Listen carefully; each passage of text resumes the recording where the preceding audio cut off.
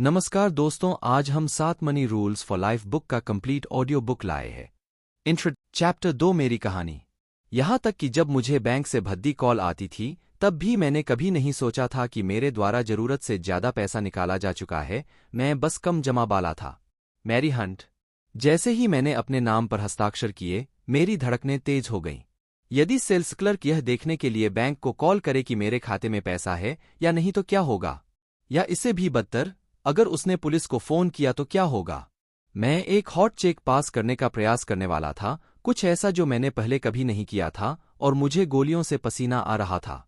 कुछ ही दिन पहले मैं दक्षिणी कैलिफोर्निया पहुंचा और कॉलेज में चला गया छात्रावास, जो अगले 4 वर्षों के लिए मेरा घर बन जाएगा।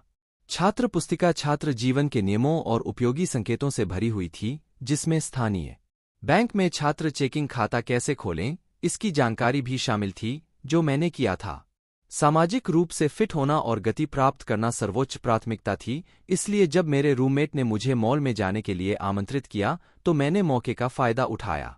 सच कहूं तो मैंने ऐसी अद्भुत जगह कभी नहीं देखी थी। मुझे नहीं पता कि मैंने उस दिन क्या खरीदा, यह सब अचानक हुआ था। बाकी लड़कियों खरीदारी कर रही थीं और मैं उनकी तरह शांत और स्वतंत्र होना चाहती थी। अपने स्वयं के निर्णय लेना और जो मुझे पसंद है उस पर निर्णय लेना मेरे लिए नया था। और लड़के, क्या यह अच्छा लगा? जब मैंने अपने मन में सोचा कि मैं क्या करने वाला हूं तो मुझे चिंता के कुछ क्षणों का अनुभव हुआ। मैं जानता था कि बैंक में मेरे पास कुछ भी खरीदने के लिए पर्याप्त पैसे नहीं हैं। मेरे अंदर की अच्छी लड़की सावधानी से अनिच्छुक थी। शरारती लड़की ने कहा, बस इसके लिए जाओ, कुछ नहीं होने वाला है, और इसके अलावा आप जो चाहते हैं उसके हकदार हैं। और इसलिए मैंने एक चेक लिखा, यह जानते हुए कि मेरे खाते में पैसे नहीं हैं। यह electronic cheque high speed computer और तात्कालिक लेनदेन के दिनों से पहले 60 के दशक के उत्तरार्ध में था। मुझे जल्द ही अपनी नई कैंपस नौकरी से वेतन का चेक मिल जाएगा, और अगर किस्मत अच्छी रही तो मैं इसे मंजूरी मिलने से पहले ही बैंक में जमा कर दूंगा और सब कुछ ठीक हो जाएगा। इस शक्तिशाली घटना ने कुछ कुत्सित विकृत तरीके से मैंने जो वादा किया था उसे पूरा किया। 11 वर्ष की परिपक्व उम्र में मैं स्वयं जब मैं बड़ा हो जाऊंगा मैं अमीर बन जाऊंगा। 4 बच्चों में से दूसरा, मैं एक आश्रय वाले वातावरण में बड़ा हुआ। अब पीछे मुड़कर देखने पर मैं देख सकता हूं कि हम एक मितव्ययी परिवार थे, लेकिन उस समय मैंने इसे उस तरह से नहीं देखा था। मेरी बचपन की धारणा यह थी कि हम बेहद गरीब और गरीबी से त्रस्त थे। मेरी माँ काम नहीं करती थी, मेरे पिता एक पादरी थे और मुझे सस्ते सामान की दुकान से कपड़े पहनने पड़ते थे। वह शर्मनाक था। मैं अपने जीवन से नफरत करता था और सपने देखता था कि जब मैं बड़ा हो जाऊंगा तो चीजें कैसे बदल जाएंगी और मैं अपने फैसले खुद ले सकूंगा और वह चीजें हासिल कर सकूंगा जो दूसरे लोगों के पास हैं। सीयर्स कैटलॉग मेरा नियोजन उपकरण था। मैं गुप्त रूप से खरीदारी करूंगा और उन सभी खूबसूरत लिनेन, फर्नीचर और घरेलू सामानों की सूची बनाऊंगा जिन्हें मैं अपने सपनों के घर को सजाने के लिए खरीदूंगा। मैंने अपने भावी परिवार को कैटलॉग के संबंधित अनुभागों में पाया और हम सभी को सुंदर नए कपड़े पहनाए। मैंने अपने बच्चों के लिए खिलौने खरीदे और अपने पति के लिए एक लॉन घास काटने वाली मशीन खरीदी। मैंने एक सफेद पिकेट बाड़ भी खरीदी। मैं एक काल्पनिक दुनिया में रहता था, उस जीवन का निर्माण करता था जो एक दिन मेरे पास होता जब मैं घर छोड़ने के लिए पर्याप्त बूढ़ा हो जाता। अब 7 साल बाद और घर से बहुत दूर एक बड़े खूबसूरत डिपार्टमेंटल स्टोर में हाथ में चेकबुक लेकर मुझे ऐसा लगा जैसे मैं आ गया हूं। मैं अपनी इच्छानुसार कुछ भी खरीद सकता था। मुझे अमीर महसूस हुआ और यह शानदार लगा। उस दिन का मेरा अनुभव एक निर्णायक क्षण था जिसने मेरे जीवन की दिशा बदल दी।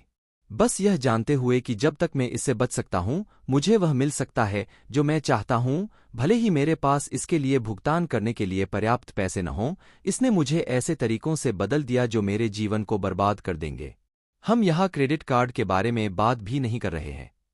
मैं एक चेकिंग खाते से उस तरह का वादा निकालने में कामयाब रहा। ऐसा नहीं है कि मुझे छल करने या नियम तोड़ने का अनुभव था। वास्तव में मैं हमेशा एक आज्ञाकारी बच्चा रहा हूं और निश्चित रूप से मैंने कभी भी बेईमानी या ऐसी किसी भी चीज से छेड़छाड़ नहीं की जिसे पापपूर्ण माना जा सकता है। मेरी सारी सख्त परवरिश में, जो ज्यादातर इस बात पर केंद्रित थी कि क्या नहीं करना चाहिए, मैंने पैसे के प्रबंधन के बारे में कुछ भी नहीं सीखा। चेकिंग खाते का मिलान करना मेरे लिए पूरी तरह से विदेशी था। एपीवाई, एक बजट, सुराग नहीं। मुझे आज तक नहीं पता कि क्या मेरे माता पिता ने यह मान लिया था कि मैं किसी प्रकार की वित्तीय परासरण के माध्यम से धन प्रबंधन कौशल सीखूंगा। उन्होंने सोचा होगा कि हाई स्कूल बहीखाता पद्धति का एक सेमेस्टर मुझे सही वित्तीय पथ पर स्थापित करेगा। शायद उन्हें लगा कि मैं वही करूंगी जो उन दिनों कई महिलाएं करती थीं, एक ऐसे आदमी से शादी करूंगी जो मेरे लिए पैसों से जुड़ी सारी जानकारी का ख्याल रखेगा।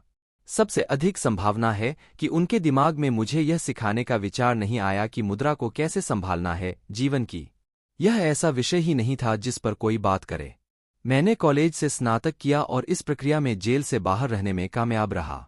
दुर्भाग्यवश उस दिन मॉल में मेरे पहले हॉट चेक के साथ मेरी वित्तीय शरारतें नहीं रुकीं।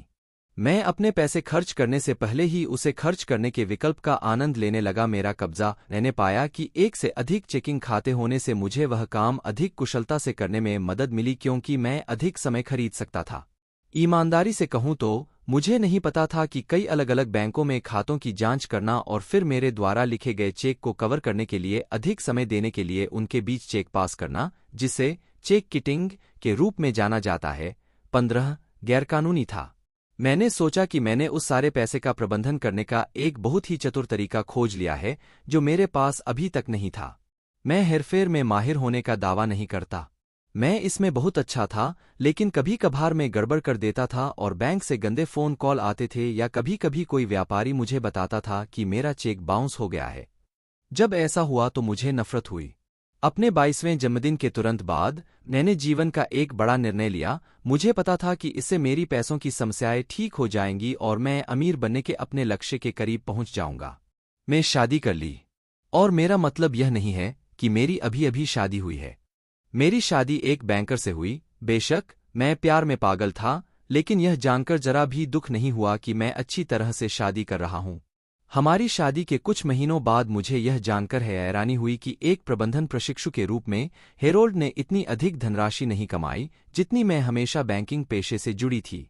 और उस बैंकर को यह पता लगाने में और भी कम समय लगा कि उसकी नई पत्नी को, हम कहें तो, खर्च करने में थोड़ी समस्या है। यह कहना कि उपभोक्ता ऋण उद्योग के लिए मैं एक प्रमुख लक्ष्य था, इसे हल्के ढंग से कहा जा रहा है। अपने दिल में मैं जानता था कि चेकिंग खाते का उद्देश्य कभी भी वित्तपोषण उपकरण बनना नहीं था। उस काम को करने में बहुत मेहनत करनी पड़ी। लेकिन एक क्रेडिट कार्ड, अब वह कुछ पूरी तरह से अलग था और बिल्कुल वह साधन जिसकी मुझे अपनी खरीदबी बाद में भुगतान करने की वित्तीय आदत को कुछ हद तक बढ़ाने के लिए आवश्यकता थी।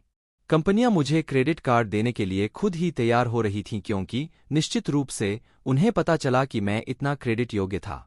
यह कानून में संशोधन से पहले की बात है, ताकि कंपनियों के लिए अपने क्रेडिट कार्ड को बिना मांगे भेजना गैरकानूनी बना दिया जाए।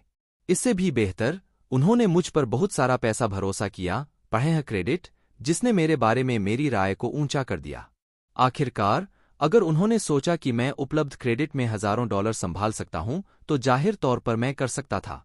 और क्या वह सुखद आश्चर्य नहीं था? जिस तरह से कुछ लोग बेसबॉल कार्ड इकट्ठा करते हैं, उसी तरह मैंने क्रेडिट कार्ड इकट्ठा करना शुरू किया। यह देखना दिलचस्प था कि मैं कितने प्राप्त कर सका। मेरा उनका उपयोग करने का इरादा नहीं था, लेकिन मुझे सुरक्षा की वह भावना बहुत अच्छी लगी जो मुझे यह जानकर हुई कि वे मेरे बटुए में सुरक्षित हैं। हालांकि मुझे उनका उपयोग करने के बहुत सारे कारण ढूंढने में अधिक समय नहीं लगा। आखिरकार मेरे पास आपातकालीन स्थिति थी, और चूंकि कार्डों को सबसे पहले रखने का कारण आपातकालीन स्थिति के लिए तैयार रहना था, इसलिए मुझे उनका इस तरह से उपयोग करना बिल्कुल उचित लगा। मेरी कार्यप्रणाली सरल थी, यह जब तक पैसा खत्म न हो जाए तब तक पैसा खर्च करो, फिर बाकी को कवर करने के लिए ऋण खर्च करो। था, अपने पैसे को सुरक्षित रखने के लिए अपने क्रेडिट का उपयोग करें। किसी भी दिन पैसे संभालने का मेरा तरीका इस बात पर निर्भर करता था कि मैं उस समय कैसा महसूस कर रहा हूं। मैं अक्सर, अगर यह अच्छा लगता है तो इसे करो, पद्धति को अपनाता हूं, जिसका गहरा संबंध, यदि यह बिक्री पर है, तो यह एक संकेत है कि भगवान चाहते हैं कि मैं इसे खरीदूं। हमारे 2 बेटों, जेरेमी और जोशुआ के आगमन ने मुझे जरूरत के नए कारण दिए। अधिक पैसा, जिसका मतलब था ऋण की बढ़ती मात्रा का पीछा करना, जो मासिक शेष राशि के रूप में शुरू हुआ जिसे हम पूरा भुगतान कर सकते थे, वह जल्द ही हर महीने आवश्यक न्यूनतम भुगतान में बदल गया। पहले तो कर्ज धीरे धीरे बढ़ता गया। यह कोई बड़ी बात नहीं लगती क्योंकि मासिक भुगतान किफायती लग रहा था। हेरोल्ड की आय और हमारे उपलब्ध क्रेडिट के बीच की रेखा को इस हद तक धुंधला होने में बिल्कुल भी समय नहीं लगा कि मैं ऐसे जी रहा था मानो क्रेडिट आय के समान ही हो। बस पैसों का एक बड़ा ढेर जिसे मैं अपने परिवार के लिए सर्वोत्तम जीवन संभव बना सकूं। और जब ढेर वाष्पीकृत हो जाएगा तो मुझे और अधिक श्रेय मिलेगा। मैंने विभिन्न दुकानों और बैंकों के क्रेडिट कार्ड नियमों को तुरंत सीख लिया है। उन्हें अक्सर उपयोग करें, न्यूनतम मासिक भुगतान करें और क्रेडिट सीमा को ऐसे देखें जैसे कि वे आपके चरित्र और व्यक्तिगत मूल्य पर सोने के सितारे हों। और यदि आप चाहते हैं कि हम आपकी क्रेडिट सीमा बढ़ाएं, सिर्फ फोन करो। एक अच्छा उपभोक्ता होना और खुदरा विक्रेताओं के नियमों का पालन करना नियमित वेतन वृद्धि प्राप्त करने जैसा था। हालांकि मैंने इस पर ध्यान नहीं दिया, लेकिन मेरे दिमाग में कहीं न कहीं मुझे पता था कि मैं जो कर्ज इकट्ठा कर रहा हूं उसे चुकाना होगा। किसी दिन, किसी अन्य समय और स्थान में, बहुत दूर, बहुत दूर। मुझे विश्वास था कि सब कुछ ठीक हो जाएगा, जादू की तरह। जब हमारी शादी को लगभग 12 साल हो गए तो मैंने हेरोल्ड से बैंक छोड़ने का आग्रह किया ताकि हम अपना खुद का व्यवसाय शुरू कर सके और अमीर उद्यमी बन सकें। मैं जानता था कि उसके बैंकर का वेतन कभी नहीं कटेगा। अंततः उसने अपनी नौकरी छोड़ दी क्योंकि वह मुझे खुश करना चाहता था और हम एक ऐसे समूह के नवीनतम स्वतंत्र वितरक बन गए जिसने हमसे वादा किया था कि हम अमीर बनेंगे। हमने स्वरोजगार की 2 घातक गलतियां की। हम एक ऐसे व्यवसाय में शामिल हो गए जिसके बारे में हम कुछ भी नहीं जानते थे और हमने इसे उधार ली गई धनराशि से किया। 4 महीनों के भीतर मेरा सपना हमारे सामूहिक दुःस्वप्न में बदल गया क्योंकि हमने अपना व्यवसाय खो दिया और अधिक कर्ज लेकर चले गए। मेरा इरादा अपना जीवन बर्बाद करने का नहीं था, लेकिन धीरे धीरे समय के साथ मैं इसे करने के करीब आ गया। मैंने एक भयानक गड़बड़ी की जिसने हमारे घर को फौजदारी के खतरे में डाल दिया और हमें बेरोजगार कर दिया। 1982 के पतन में मेरी दुनिया तबाह हो गई। मुझे नहीं पता था कि हम पर कितना कर्ज है, लेकिन मुझे पता था कि यह बहुत ज्यादा है। ऐसे खाते और कर्ज भी थे जिनके बारे में हेरोल्ड को पता नहीं था। और उस दिन मैंने अपने आप को अपने चेहरे के बल फर्श पर सपाट पाया। मैंने अपने जीवन में कभी इतना अकेला और डरा हुआ महसूस नहीं किया। मेरे पास और कोई विकल्प नहीं था, कहीं मुड़ने की जगह नहीं थी और मुझे पता नहीं था कि क्या करना है। मैं पूरी तरह से आशा से बाहर हो गया था। वह दिन मेरा टर्निंग पॉइंट था। वहां फर्श पर लेटे हुए मुझे पता था कि मेरा एकमात्र विकल्प ऊपर देखना था और तभी मुझे ब्रह्मांड के भगवान के साथ एक अद्भुत मुठभेड़ हुई। पहली बार मैंने अपने लालच की कुरूपता देखी और इसने मेरे जीवन पर जो प्रभाव डाला वह लगभग मेरी सहनशक्ति से कहीं अधिक था। मैं अपने किए पर पछतावे में रोया। यह मेरी खराब किस्मत, मेरे पति का कम वेतन वाला करियर या मेरे द्वारा दोषी ठहराई गई कोई भी चीज नहीं थी जिसने मुझे इस दयनीय जगह पर पहुंचाया। वह मैं था। मैं मांग करने वाला, स्वार्थी, चालाकी करने वाला और धोखेबाज था। मैं कल्पना से भी बदतर जाम में था और मैं अपने परिवार को अपने साथ ले गया था। मुझे नहीं पता था कि क्या करना चाहिए सिवाय भगवान को पुकारने और उनसे मुझे माफ करने के लिए कहने के। मैंने कर्ज चुकाने और अपने तरीके बदलने का एक और मौका मांगा। जैसे ही मैं उस दिन फर्श से उठा, कोहरा नहीं उठा और पैसों का ढेर दिखाई देने लगा जिससे सब कुछ ठीक हो जाता। लेकिन मुझे पता था कि मुझे माफ कर दिया गया है और उस वादे में मुझे नई आशा मिली कि मेरा जीवन बेहतर हो सकता है। आप मान सकते हैं कि मैं अपने पति और उनकी बैंकिंग और वित्त पृष्ठभूमि के साथ, पैसे के मामले में बुद्धिमान बनने के अपने नए दृढ़ संकल्प के साथ, यह जानती हूं कि हमारे व्यक्तिगत वित्त का प्रभार कैसे लेना है। लेकिन आप गलत होंगे। ईमानदारी से कहूं तो हमें पता ही नहीं था कि क्या करें।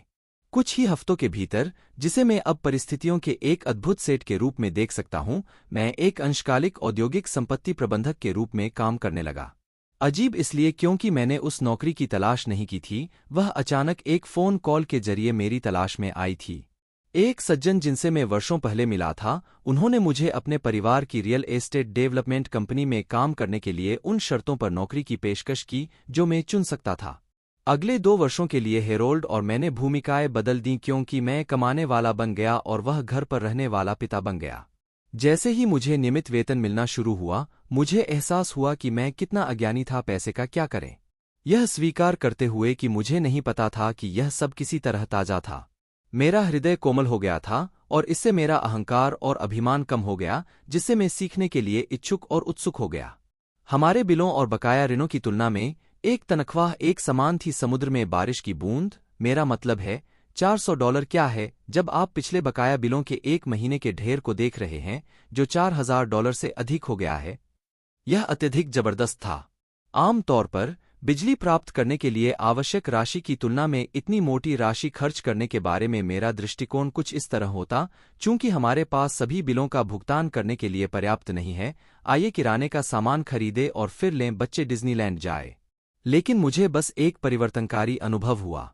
हालांकि मुझे नहीं पता था कि हमारे व्यक्तिगत वित्त के साथ क्या करना है, मुझे पता था कि मैं जो कर रहा था वह काम नहीं कर रहा था। परिवर्तन तो होना ही था और इसकी आवश्यकता भी थी। अभी शुरू करने के लिए तभी मैं बैठा और एक सूची बनाई। मुझे कम ही पता था कि हम अपने घर में आने वाली किसी भी राशि का उपयोग कैसे करेंगे। इसके लिए पहले कुछ लिखित निर्णय 7 नियमों में विकसित होंगे। इन वर्षों में हेरोल्ड और मैं कर्ज की अंधेरी रात से गुजरे। सॉल्वेंसी की उज्ज्वल रोशनी और फिर डेट प्रूफ लिविंग की स्थापना के लिए मैंने उन 7 नियमों पर फिर से काम किया, परिष्कृत किया, विस्तार किया और समेकित किया, जिन्हें मैं इस पुस्तक में आपके साथ साझा करूंगा। वित्तीय तबाही की राह पर जाने के बाद से कुछ से अधिक लोगों ने यह पूछकर अपना आघात व्यक्त किया है, आप ऐसा कैसे होने दे सकते हैं? मेरा उत्तर सरल है। मेरे जीवन में कई निर्णायक क्षणों में वह दिन जब मैं अपनी नई चेकबुक हाथ में लेकर उस डिपार्टमेंटल स्टोर में खड़ी थी, जिस दिन मैंने अपने पति को बताए बिना क्रेडिट कार्ड स्वीकार कर लिया था, जिस दिन मैंने अपना गुप्त डाकघर बॉक्स पाने के लिए फॉर्म भरा था जहां मैं अपने गुप्त क्रेडिट कार्डों के लिए विवरण प्राप्त कर सकता था। कुछ के नाम बताने के लिए मुझे महत्वपूर्ण निर्णय बिंदुओं का सामना करना पड़ा और हर बार मैंने गलत विकल्प चुना। वे सही निर्णय नहीं हो पाते। मुझे इसमें कोई संदेह नहीं है कि जिस समय मैंने उन्हें चुना था, मैं उन विकल्पों का दृढ़तापूर्वक बचाव कर सकता था, लेकिन इससे पैसे को अच्छी तरह से प्रबंधित करने के लिए नियमों के सरल सेट के अभाव में मेरे पास खड़े होने के लिए कोई आधार नहीं था, मुड़ने के लिए कोई बुनियादी बात नहीं है। कगार से वापसी की अपनी यात्रा से मैंने बहुत कुछ सीखा। मैं उत्तराधिकारी नहीं बनी या लॉटरी नहीं जीती। मैंने अपने जीवन में पहले से भी अधिक मेहनत की। इस प्रक्रिया ने मेरे दृष्टिकोण और विश्वास को आकार दिया। जैसे ही भगवान ने अवसर प्रदान किया, हमने असुरक्षित ऋण में $1,00,000 से अधिक का भुगतान किया। अब मुझे दूसरों को कर्ज से मुक्ति दिलाने के अपने जीवन के काम में सबसे बड़ी खुशी मिलती है। इन सबके माध्यम से सबसे महत्वपूर्ण बात जो मैंने सीखी वह यह है, धन प्रबंधन मुश्किल नहीं है। व्यक्तिगत वित्त मस्तिष्क की सर्जरी नहीं है। कोई भी व्यक्ति यह सीख सकता है कि पैसे का प्रबंधन करने और वित्तीय स्वतंत्रता का मार्ग खोजने के लिए विश्वसनीय ठोस नियमों का एक सरल सेट कैसे लागू किया जाए। हालांकि मैंने तय कर लिया है कि मैं पछतावे के साथ नहीं जीऊंगा। मुझे आश्चर्य है कि अगर किसी ने मुझे वित्तीय निर्णय लेने के सरल सिद्धांत सिखाए होते तो चीजें कैसी होती। मेरा मानना है कि मैंने खोए हुए अवसरों के बारे में कुछ भी कहने के लिए वर्षों के दुख और अनगिनत धन को बचा लिया होता। उन निर्णायक क्षणों में मैंने एक अलग निर्णय लिया होता, क्योंकि एक विशिष्ट नियम मेरा मार्गदर्शक होता। मुझे लगभग सहज रूप से पता होता कि क्या करना है। किसी विशिष्ट मार्गदर्शक सिद्धांत के अभाव में जिस पर भरोसा करना है, कुछ जंगली जोड़तोड़ वाली प्रतिक्रिया नहीं देता। मैं इस बात के लिए बहुत आभारी हूं कि कैसे भगवान ने मेरे जीवन के टूटे हुए टुकड़ों को लिया और उन्हें सुंदरता के टेपेस्ट्री में बुना है जो उनकी कृपा और दया को दर्शाता है। यह इस बात का दैनिक प्रमाण है कि ईश्वर हमारी सबसे बुरी गलतियों को भी स्वीकार कर सकता है और उन्हें किसी मूल्यवान चीज में बदल सकता है। यदि आपकी वर्तमान वित्तीय स्थिति ने आप सभी को गांठों में बांध दिया है और तनावग्रस्त कर दिया है, अपने मन की बात कुछ राहत के लिए तैयार हो जाइए। चीजें रातों-रात बदलने की संभावना नहीं है, लेकिन शायद पहली बार आपको पता चलेगा कि बदलाव शुरू करने के लिए क्या करना चाहिए। क्या यह जानना अच्छा नहीं होगा कि सड़क के सरल नियम हैं जो सभी भ्रम, रहस्य और दुख को दूर कर सकते हैं और हमें अपने वित्तीय जीवन को पटरी पर लाने में सक्षम बना सकते हैं? मेरे पास बहुत अच्छी खबर है, वहाँ है।